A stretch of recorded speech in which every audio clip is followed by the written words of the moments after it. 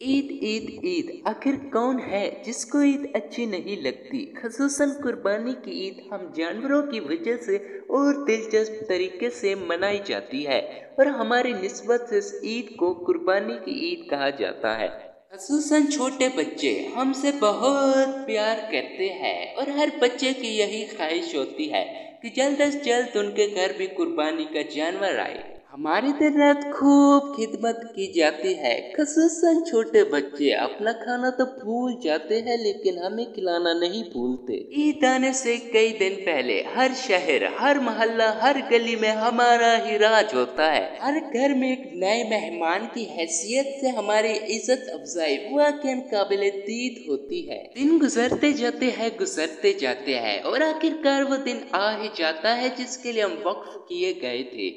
ईद वाले दिन आते ही हर शख्स कसाब की तलाश में होता है, लेकिन कसाब भी मौका देखकर मुंह मांगी कीमत मांगे बगैर नहीं रह सकता। इस हालत हजार कुछ यूं हो जाती है।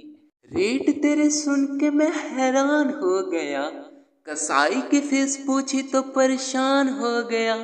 तेरी कुर्बानी तो ईद को होगी बकरे मियाँ, मैं तो मगर ईद से पहले ही कुर्बान हो गया। बिल आखिर गोश्त की तकसीम का वक्त आ ही जाता है, लेकिन कुछ लोग अपने फ्रीजर को हमारे गोश्त से भर लेते हैं।